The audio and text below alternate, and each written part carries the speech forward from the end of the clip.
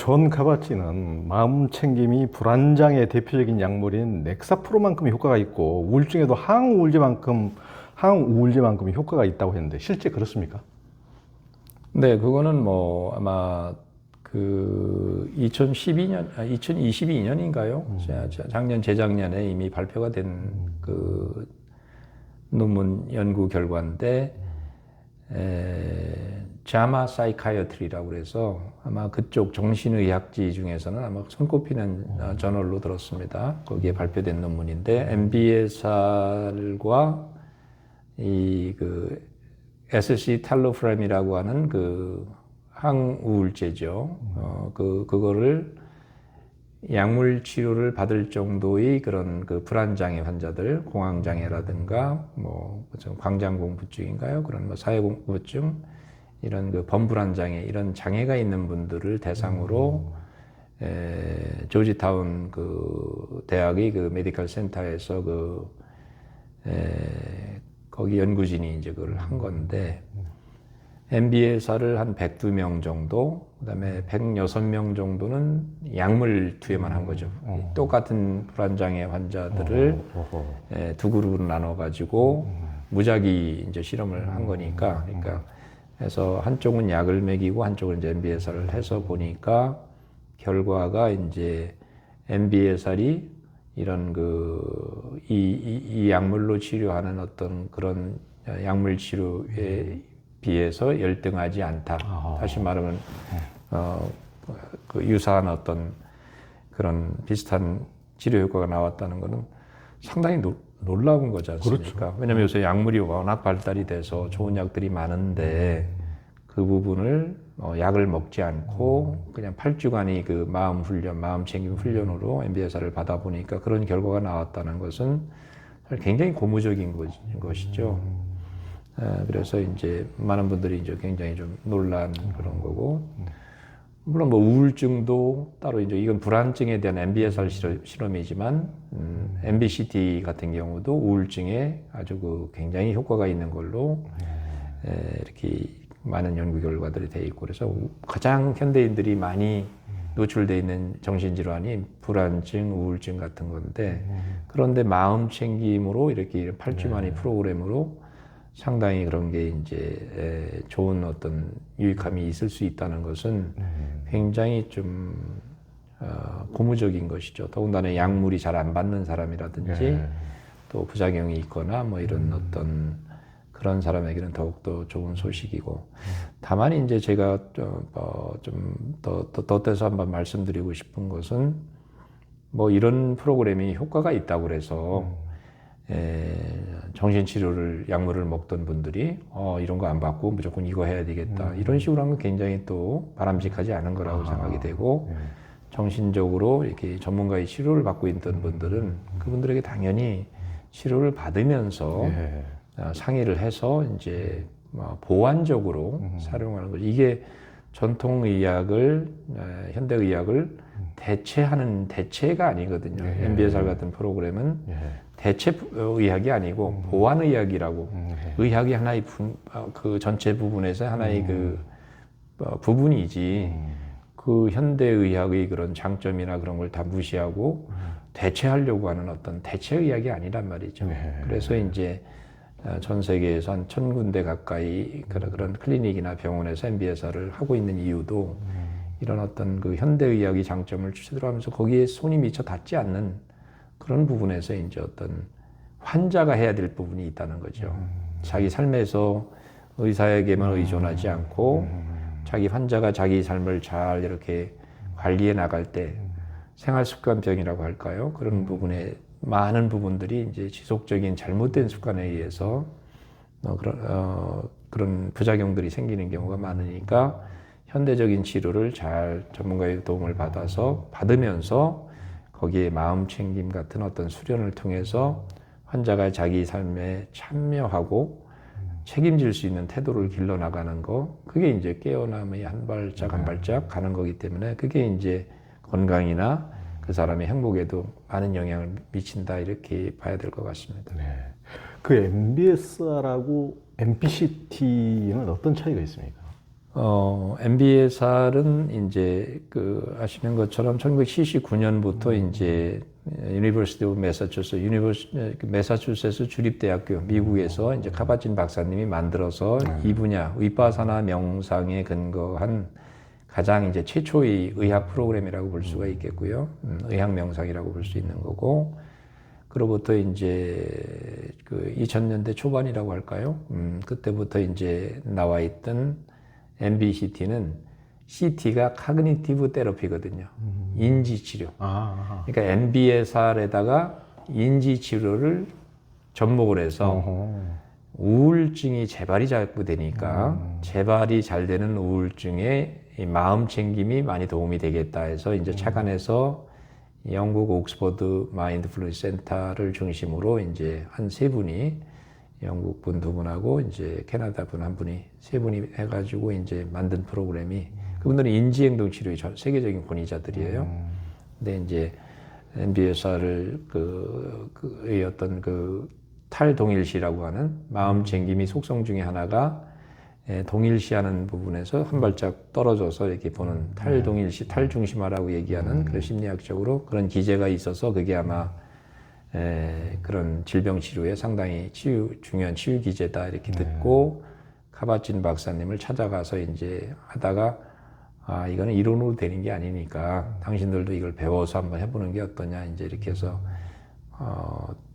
이분들이 MBSR도 참여를 해서 배우고 그래서 만들어진 프로그램이 이제 결국은 인지행동 치료의 좋은 점하고 MBSR의 좋은 점을 이렇게 접목을 해서 태어나서 이제 임상적으로 명상법은 굉장히 유사합니다. MBSR 그대로 가져갔기 때문에 거의 뭐 똑같다고 봐도 되고 거기에 인지행동 치료의 좋은 방법들이 들어가서 우울증을 어떻게 하면 재발되지 않게 하는가 하는 어떤 그런 의미에서 이제 만들어서 일약 우울증에서 굉장히 효과가 있다고 알려져서 이제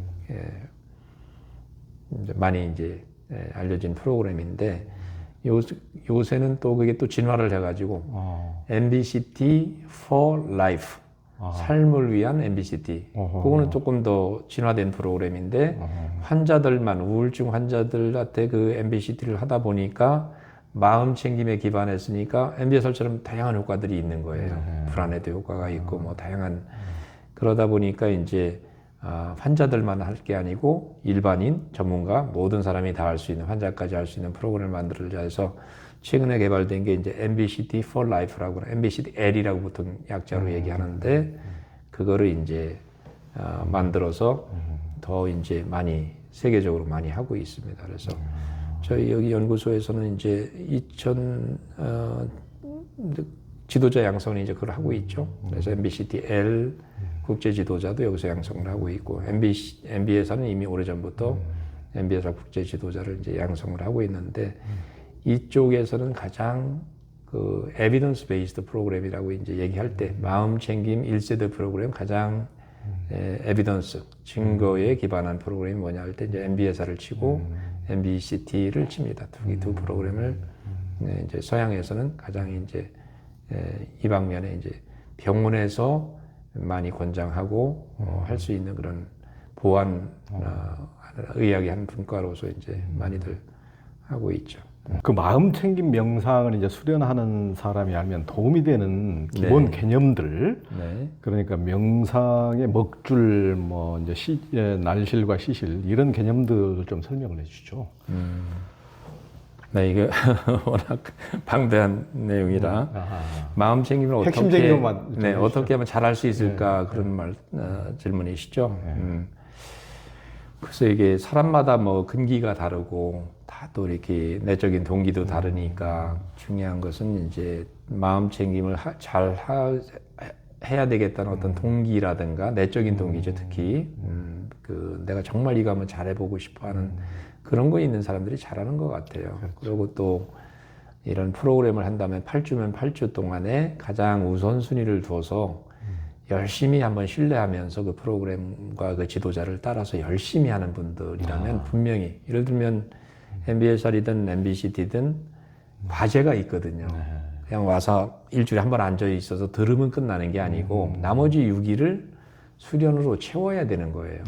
MBSR 같은 경우는 하루에 1시간, MBCD 같은 경우는 하루에 한 40분, 45분 정도. 그 정도를 과제를 내주면서 배운 거를 그대로 하라고 하는데 제가 쭉 경험을 지금 제가 MBSR만 하더라도 거의 한 170기 가까이를 지금 사이클을 돌리고 있는 한 사이클이 8회기거든요. 쭉 가보니까 잘하는 사람, 잘할 수 있는 사람이 좀 어느 정도 눈에 보이는 것 같아요. 잘 하시는 분은 뭐냐면은 자기가 지금 명상을 얼마나 했든 아니면 뭐 자기 지위가 뭐든 간에 다 내놓고 여기서 하라는 대로 그대로 아이들처럼 따라하는 분들이에요. 그런 분들은 틀림없이 잘합니다. 잘 안 되는 분들은 제가 이제 반농담으로 이제 학습장애가 있다고 표현을 하는데 자기 식대로 듣고 자기 식대로 하든지 안 하든지 해요. 마치 그분들은 약을 먹어도 의사가 하루에 3번 이렇게 먹으세요 이렇게 하면은 그분들은 약을 뺄 거 다 빼고 바로 집어넣어가지고 스스로 그런 분들은 그러면 의사 앞에서는 그런 얘기를 안 하면 의사분이 아무리 유능한 분이라도 왜 안 낫는지를 알 수가 없는 거잖아요. 그러니까 그런 부분에서 이제 잘 따라하고 초심으로 한다고 이제 우리가 얘기를 한 초심으로 잘 하는 분들 그다음에 이제 마음 챙김에 대한 정확한 이해가 필요한 것 같아요. 마음 챙김이라는 게 워낙 이제 지금 광범위하게 퍼져 있다 보니까 어떻게 보면 심지어는 선생님들도 얘기하는 게 다 다른 거죠. 이게 뭔지. 그럼 배우는 사람도 더 혼란스러울 수도 있고. 마음 챙김이라는 거는 내가 마음을 과거나 미래로 돌아가는 항상 이렇게 왔다 갔다 하는 마음을 현재로 돌아와야 되겠다, 되돌려 와야 되겠다는 의도가 필요합니다. 인텐션이 필요하고요. 당연히 주의가 필요하죠. 주의력을 기울이는 것이 명상이니까 주의력을 독특한 방식으로 이렇게 기울여야 되거든요. 독특한 방식이라고 하는 거는 의도를 가져야 돼. 내가 지금 마음이 어디 갔지? 내가 딴 데가 있으면 현재로 돌아와야 돼 하는 의도가 있어야 되는 거죠. 그래서 자주 할수록 좋은 거죠. 지금 내 마음이 어디가 있나? 집에 가 있구나. 아니면 내일로 가 있구나. 그러면 지금은 내 몸이 여기 있으니까 여기가 현재야. 현재로 돌아와야 돼 하면서 마음을 돌릴 수 있는 그 힘이 있어야 돼요. 연습만 하면 그 뭐 어려운 거 아니니까 그건 자꾸 이렇게 해보면 되는 거고요. 그 다음에 주의력은 들어가는데 태도가 정말로 중요합니다. 마음 챙김을 잘 하려면 태도를 잘 익혀야 되는 거예요. 그럼 어떻게 해야 되냐면 판단하지 않고 인내심을 가지고 그 다음에 그 초심으로 해야 되고 신뢰하는 마음으로 해야 되고 내려놓는 마음으로 지나치게 애쓰지 않고 관대한 마음으로 감사하는 마음으로 그러한 태도를 가지고 자세를 가지고 주의를 기울여야 마음 챙김이 드는데 그게 이제 조금 시간이 걸리는 거죠.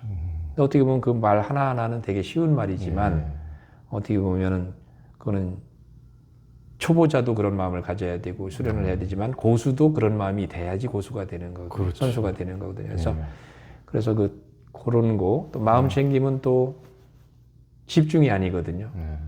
근데 사람들은 명상하는 사람들은 무조건 집중으로만 알고서 막 집중하려고 그러는데 안 돼요. 집중이 안 돼요. 그렇죠. 그런 거 하지 말고요. 그냥 알아차리기만 하세요. 그래도 자꾸 집중을 하려고 그러는데 안 된다고 그러고 이제 그러니까 자꾸 멀어지는 거거든요.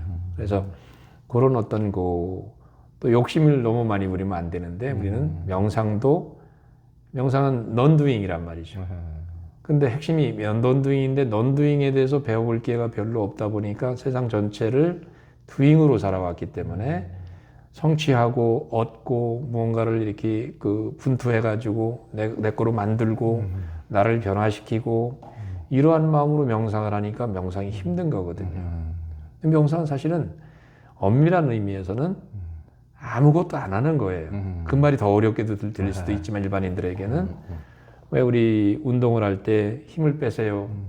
초보자들은 힘을 안 들어갈 때 힘이 다 들어가는 거잖아요. 근데 그 코치가 볼 때는 힘 빼세요. 근데 초보자는 그게 어려운 거죠. 그렇죠. 힘 빼는 게. 그러니까 사실은 명상도 non-doing, 무의 이런 식으로 얘기하면 사실은 불필요한 거를 집어넣지 않으면 되는 건데 우리는 이미 불필요한 거를 너무 많이 문제 해결이라고 하는 생각, 판단 이렇게 하면 좋을까 저렇게 하면 좋을까 여기서 어떻게 하면 벗어날 수 있을까 마음이 끝없이 요동을 치고 있는 거죠.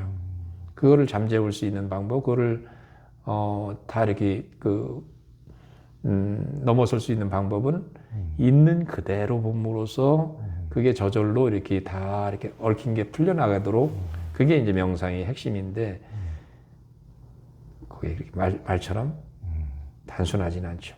그래서 어떤 분은 조금 더 빠르게 배워서 그걸 조금 더 넘어서는 분이 있고 어떤 분은 계속 거기서 빠져서 못 태어나는 분도 있고 핵심은 non-doing이고 노력하지 않는 상태에서 그냥 있는 그대로 모든 나뿐만 아니고 나의 몸과 마음뿐만 아니고 주변의 세상을 그냥 있는 그대로 그냥 내버려 두는 let it go 할 수 있는 걸 let it be 할 수 있는 그 힘인데 그게 말처럼 이렇게 금방 이해돼서 하는 사람보다도 안 되는 사람도 많은 거죠. 그래서 조금은 약간의 그래서 MBSR에서는 2달을 잡은 겁니다. 매일 수련하고 일주일에 한 번 만나서 8회 길을 만나서 배워서 할 수 있는 취소하는 시간을 2달을 잡은 거죠.